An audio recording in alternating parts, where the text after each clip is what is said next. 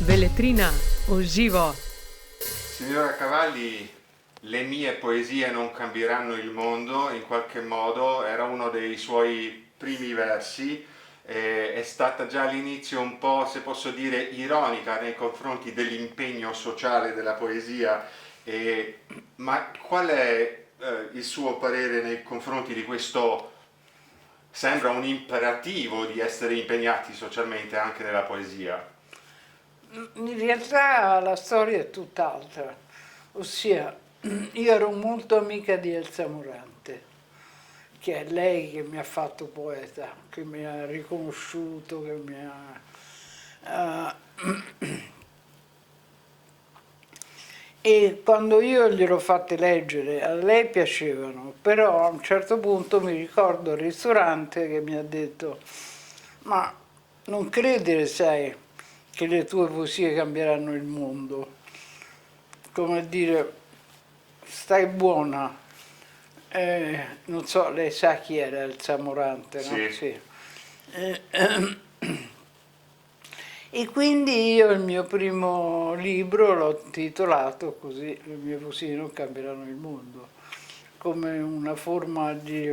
dici, ah, va bene, io lo affermo anch'io. Ecco, questo è il senso della...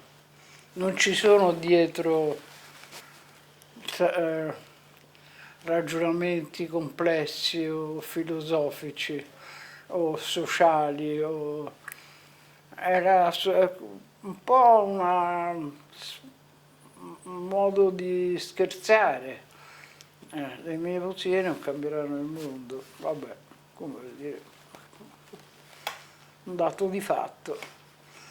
Perché non hanno cambiato nessuno? Bah, non lo so, non credo.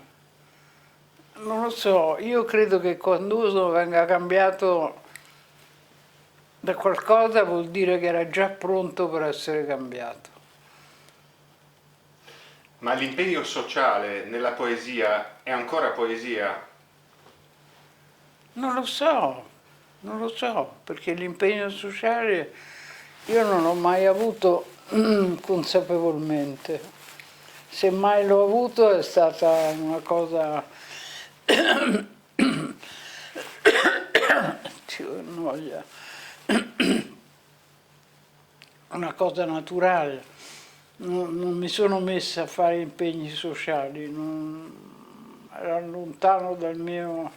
Appunto, già dal titolo Le mie poesie non cambieranno il mondo dimostrano questo programma di non voler neanche fare, cercare di farlo. Eh, però Possono cambiare una persona, ma non il mondo. Era era un modo di dire quasi giocoso. eh,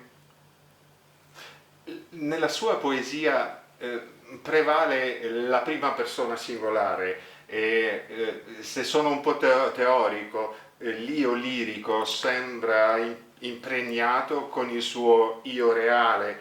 Ehm, Però lei scriveva comunque nei decenni prevalentemente in cui nella poesia era, diciamo, moderna questa tendenza delle citazioni una sopra l'altra, postmoderniste.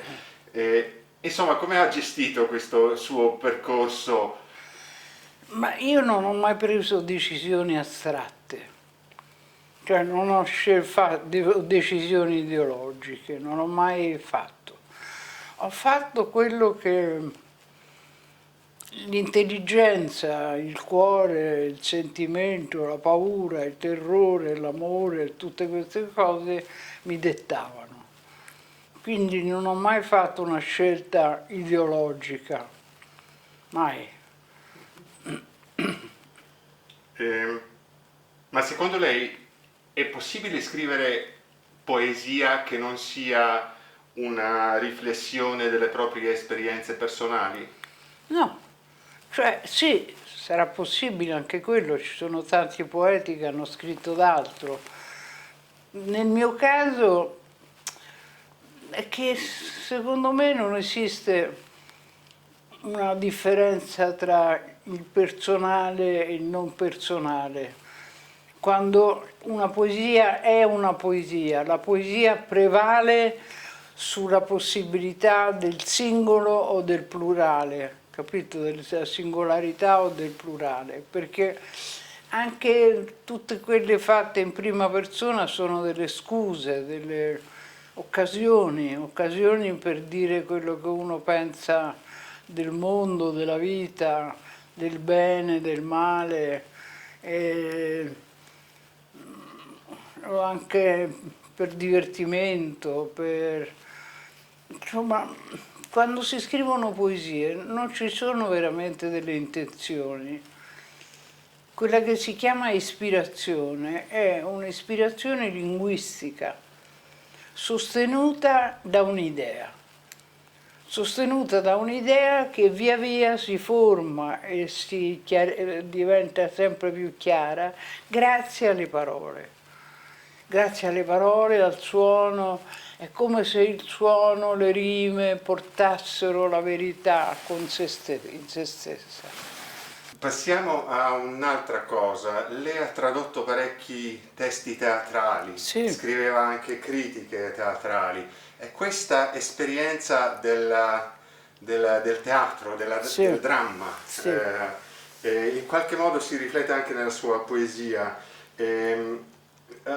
A volte sembra che nelle sue poesie ci sia una situazione scenica che lei si mette all'interno ad osservare, Sì. anche un conflitto, diciamo, Sì. drammatico, i vari personaggi.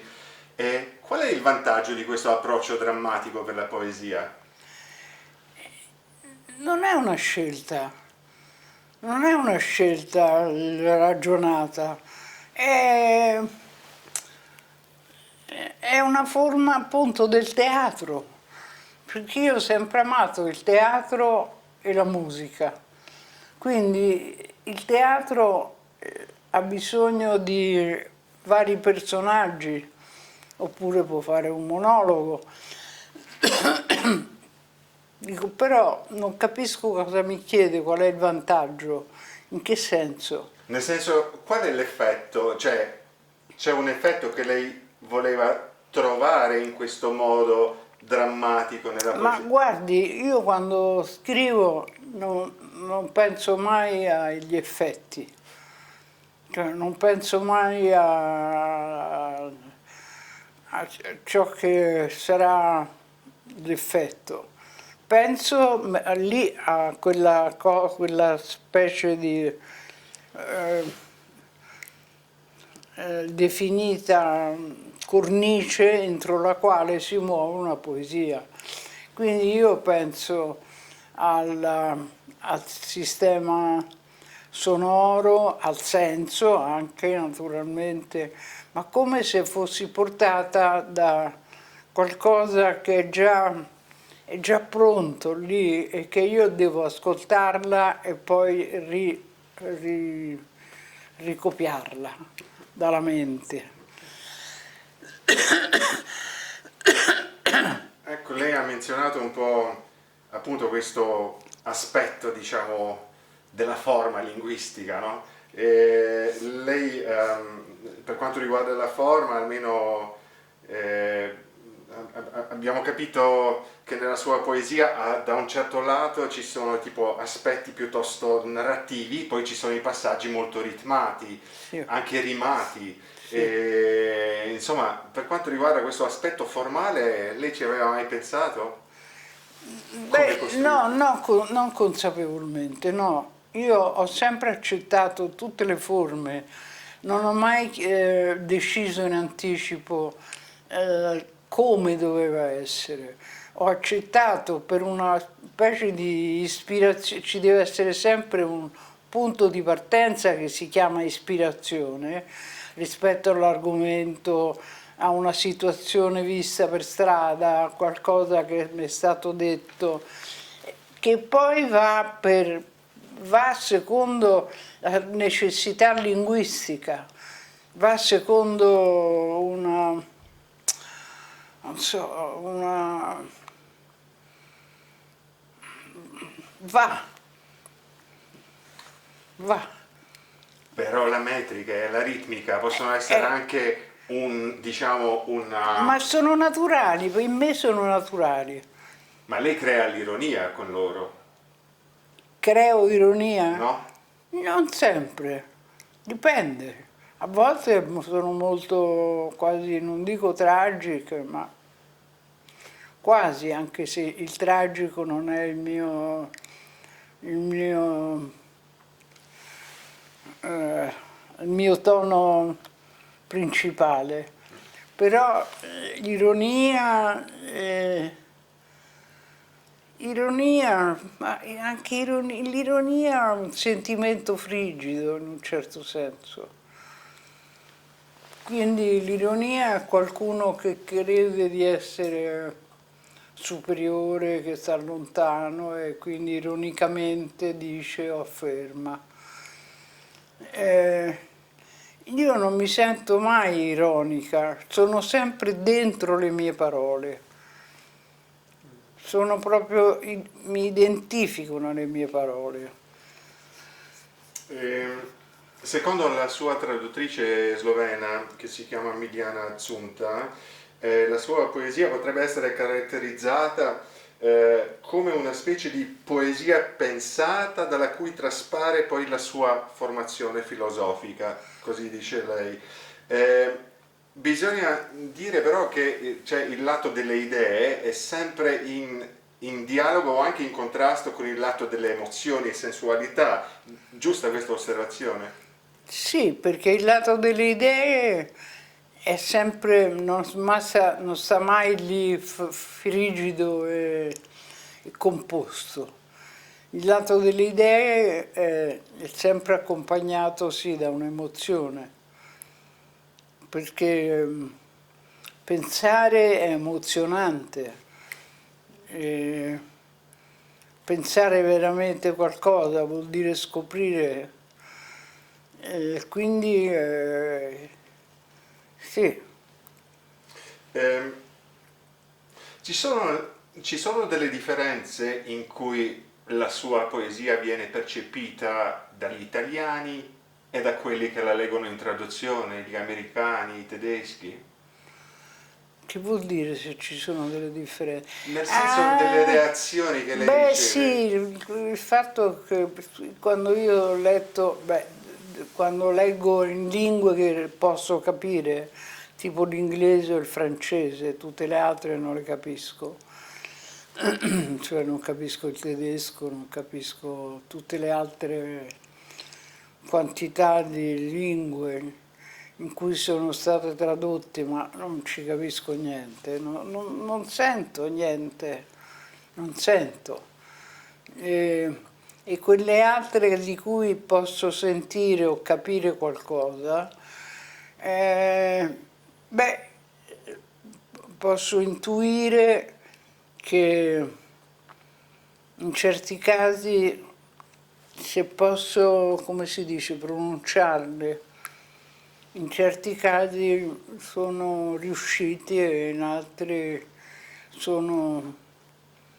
Ma non come traduzione, come cosa, quando si fa una traduzione bisogna ricostituire il testo, ricominciare da capo.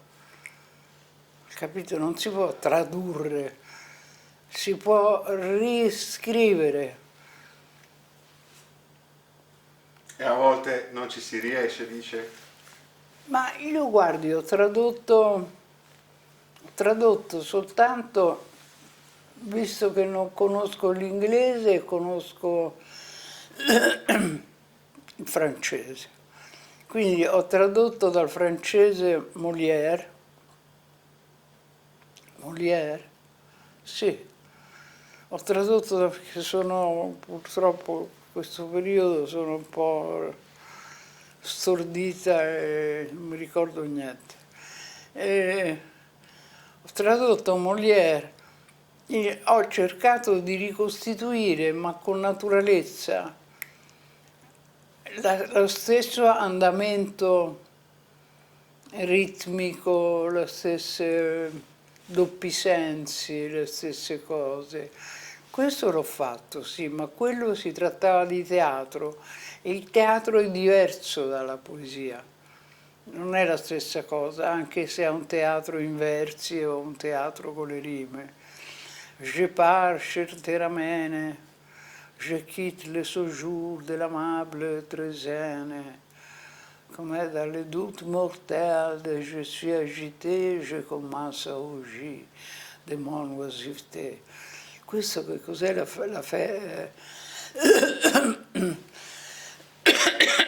che cos'è? Io non capisco il francese, purtroppo. Però sente che c'è la rima e quando io le ho tradotte, neanche pubblicate queste cose, cercavo di mantenere, magari alterando, ma di mantenere, non facevo le traduzioni, insomma il suono è fondamentale.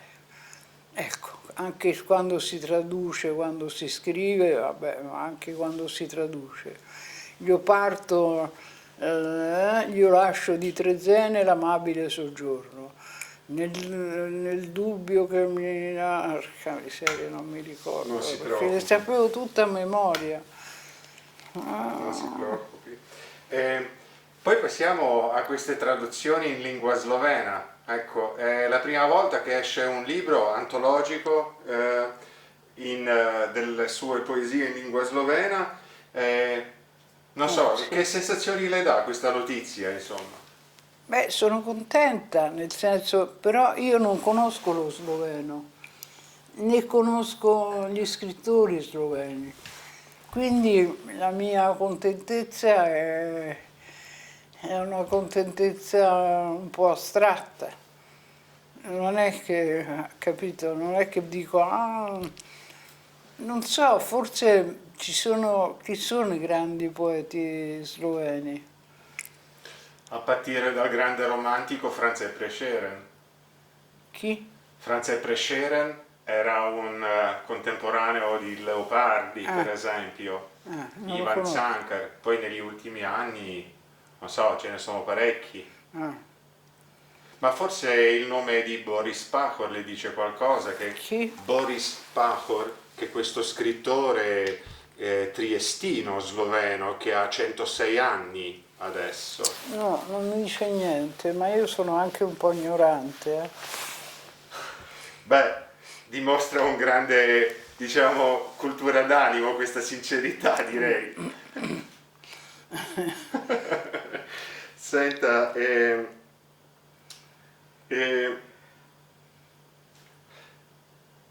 per concludere, in qualche modo cerchiamo di trovare con le sue parole il luogo, la posizione del poeta in questo mondo contemporaneo che è talmente incentrato sull'efficienza, dall'altro lato dominato dall'economia ma soprattutto dalla tecnica. Insomma, lei attraverso questi decenni che scriveva le poesie si è mai sentita fuori luogo, insomma? No, non mi sono mai sentita fuori luogo perché non mi volevo mai sentire in luogo e quindi non potevo stare fuori luogo perché non me ne importava nulla di stare nel luogo. Ho sempre pensato che la prima che dovesse divertirsi ero io. Cioè la prima a cui queste cose dovessero piacere ero io. Se poi piacevano anche gli altri io ero contentissima. Però dovevano piacere a me. Ecco. Sì. Così come quando ho scritto delle canzoni, per esempio, che è stato il periodo più piacevole della mia vita. Quando ho scritto le canzoni le andavo a cantare con degli amici cantanti, per me quello era una cosa proprio di voluttà estrema. Quella per esempio del cuore, non la conosce? Ah, il cuore, fa bene far le scale al cuore, fa bene far le scale al cuore. Ma se non fa le scale il cuore, qualcosa deve fare, che altrimenti muore, sì, muore, sì, muore il cuore. Non può dormire, non può sparire, se va in pensione non è più cuore. L'hai chiuso in un cassetto, l'hai congelato bene, ci hai messo un bel fiocchetto, ma il cuore va bene e continua. Per me quello era il puro piacere Ecco, nelle mie performance, fare il punto con il, come si chiama il, no, quello che suona con tutte, con il, una specie di, xilofono? no, il glockenspiel. Che sarebbe? Glockenspiel, sì, È come, sì, è quel triangolo con cui Ah. suona. no, No, beh, Glock è campana in tedesco. glockenspiel è una cosa che uno apre, ci sono tutte le, scusi, Questo è il suo. ci Lo stai? Lo spoiler. il glockenspiel, adesso glielo faccio vedere. Non si preoccupi, non è una cosa... Beh, è importante per me perché io mi sono divertita da morire. Poi ci vado... Fare- Ma chi ha cantato questa canzone? Io la cantavo pure, e poi tutti i bambini, l'ha cantata pure uno famoso alla televisione, come si chiamava? Che per 2 anni è stato molto famoso alla televisione italiana. Vabbè, insomma, Ce ne sono Ben tanti. 2 anni. Ben 2 anni. come? Dico ben 2 anni.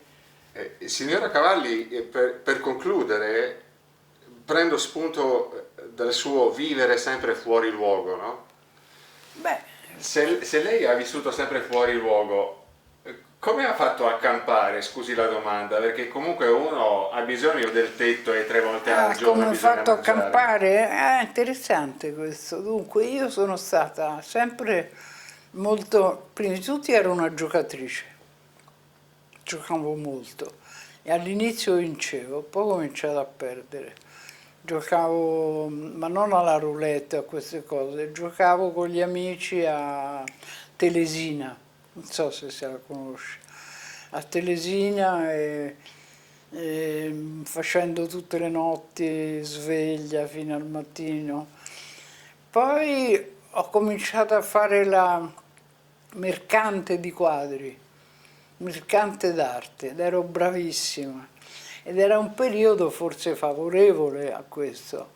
Io ho fatto un sacco di soldi con queste cose. E poi avevo degli amici carissimi, molto generosi, che per esempio mi hanno comprato la casa, mi hanno...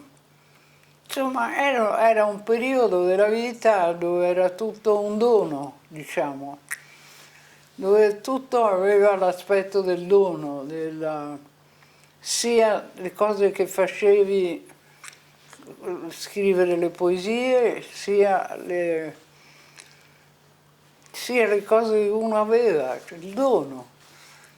È la cosa più bella che c'è per me, tuttora. Non c'è più, però era qualcosa di insostituibile. Adesso invece come sta? Fisicamente sono uno straccio, perché ho fatto delle cure tremende per il cancro per 5 anni, per cui ho delle conseguenze alle gambe, cammino male, e poi ho piena di ipocondrie, sono piena di malattie immaginarie, malattie... Ecco, l'unica cosa che mi farebbe bene è se io tutte le sere potessi avere una messa in scena, non tanto delle mie poesie, di cantare, di suonare il kazoo, ecco, quello mi fa stare subito bene, pensi. La ringrazio. Grazie a lei. Veletrina o živo.